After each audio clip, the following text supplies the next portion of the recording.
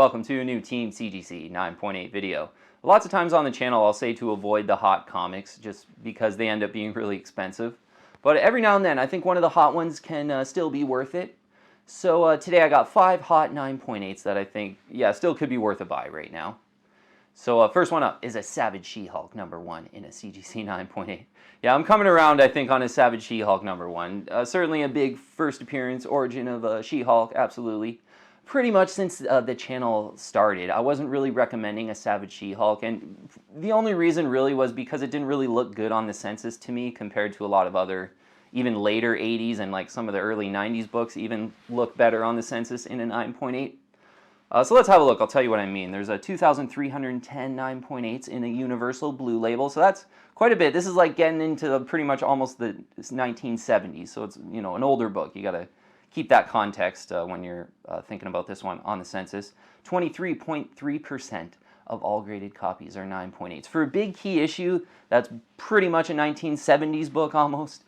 That's not very favorable. That's not a really tough 9.8 in era, unfortunately. And that was always one of the things that kind of kept me away from a Savage She-Hulk, not thinking that it was, you know, the best value when, you know, for instance, I could get a late 80s 9.8 with a better 9.8 ratio for like about the same price at this time.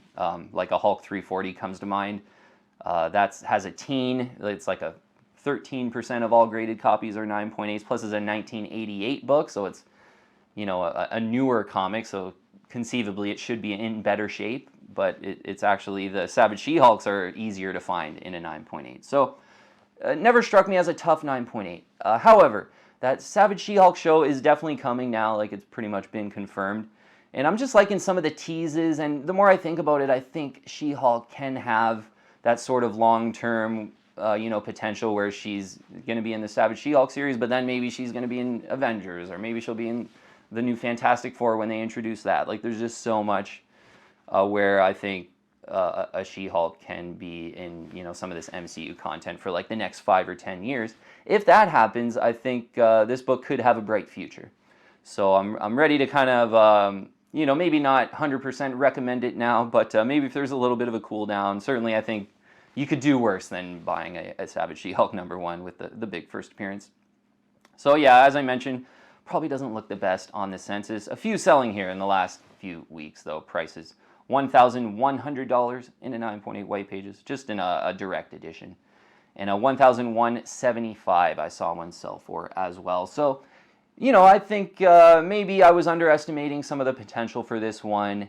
In 2022, maybe there's a little bit of a lull before this show comes out and you get it right around $1,000. I think a Savage She-Hulk #1 around $1,000 in a 9.8 is probably making sense, despite it not being the toughest 9.8, which is sort of the reason why I've shied away from that one. But kind of a hot one that's kind of making more sense the more I think of it. Yeah, so I thought I'd include it on the video here. Next one's a Star Wars Heir to the Empire #1. Yeah, this is one off and on I've absolutely recommended. This one is sort of the opposite of Savage She-Hulk #1. It's a great 9.8 collector item, just, you know, without the first appearance, just having a look on the census.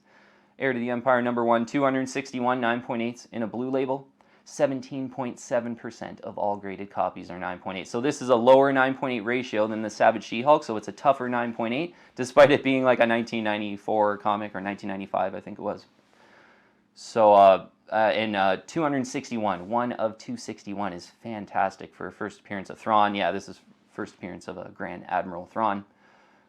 This is a Dark Horse comic book, so definitely going to be a little bit lower printed than like a DC or Marvel comic book of the era. I think that's where you get the 261. Plus, it's tough in a 9.8 with that 17.7% 9.8 ratio. Is pretty phenomenal for kind of a mid-90s book. So recent prices for Heir to the Empire #1, and the reason why I'm really positive on this one, like they mentioned Thrawn's name in the Mandalorian show, and I do have a feeling like Thrawn could just be in like so much Star Wars content for like the next 5 or 10 years, kind of being like the Thanos of the Star Wars universe maybe. So if that happens, I think this book does have a bright future. Saw one sell for $1,600. Yeah, just recently. One in Canada it was too. $1,600. Not too long ago too, quite a few had sort of went in the $1,200 range. So, you know, maybe you kind of split the difference. 1,300, 1,400, I think, is a really good fair value for Heir to the Empire #1. A great collector item in the 9.8, plus a lot of potential, I think, there with Thrawn. Okay, next one, it has heated up recently. It's a Nova #1 in a 9.8. This is a pretty fantastic collector item in a 9.8. Big first appearance.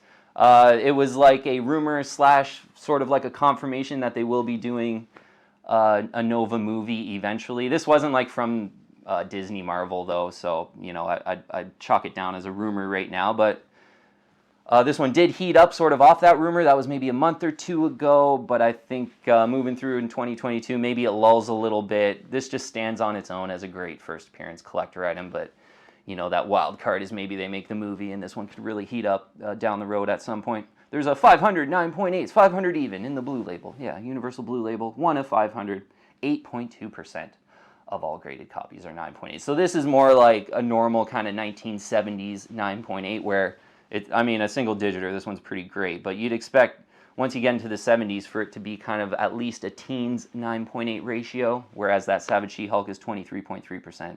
Again, not the best for being a 1980 book, almost into the 70s. Recent prices for Nova 1 in a 9.8. I saw, you know what, I was actually having a hard time kind of finding completed listing sales on eBay. But there's one on eBay right now that's actually looking pretty great. I think they're all newsstand editions at this point, actually. But it's $2,196.95. That's the lowest one on eBay right now. I think if an auction popped up right now, right around 1,800 is going to be about the fair value. There's one for $2,196.95 on eBay right now. I think under 2,000 though at some point in 2022. This one is just a great 9.8 on its own. And hopefully they make that movie moving forward, and there'll be some more potential on that one. Okay, this one's kind of an obvious one. Invincible Iron Man #9. First full appearance of Riri Williams. Just in the first print we'll talk about, but I think certainly that Ironheart, I think it's a Disney Plus show, is eventually going to be coming, and I do see Riri Williams sort of having that long-term potential where she's in multiple movies and multiple franchises, and this one could stick around for quite a long time rather than being like a one and done kind of deal. 961 9.8s in a blue label. That's not too bad. Yeah, I thought this would be well over 1,000, to be honest, just given how many rumors there have been and stuff like that. So I'd imagine it will sail over 1,000, but 47.3% is the 9.8 percentage. So yeah, nothing to really write home about there or pay up for. So some recent sales. Saw one recently sell for $1,000. Look back a little bit more, like about a month or two ago, a few selling in that sort of $700 range. I saw one sell for $710 in an auction.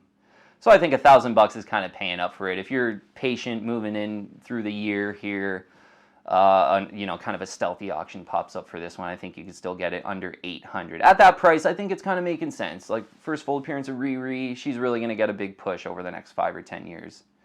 And even though this one's hot, yeah, I think kind of right around 800 in a 9.8 will probably be a decent one to have. And yeah, there'll be a lot of content coming out with Riri, I think, certainly. So last one here on a short list of some hot 9.8s to consider. Talked about this one recently, Kanan the Last Padawan #6. Yeah, I do still feel like there's some decent upside for this one. Someone on the team, Action Figure Grader, John, definitely check out his channel. He had mentioned that Sabine Wren is pretty much all but confirmed for the Ahsoka series that will be coming on Disney Plus. So I think this one's just, probably one to kind of get in there. I know one just recently sold on that Comic Link auction for $583 it was in a 9.8. That was feeling like a pretty great deal. I think this one, if Wren comes out in Ahsoka series looking awesome and kicking ass kind of thing, I think this one's right around 1,000, maybe even over 1,000. So 598 9.8s in a blue label. 48.7% is the 9.8 percentage.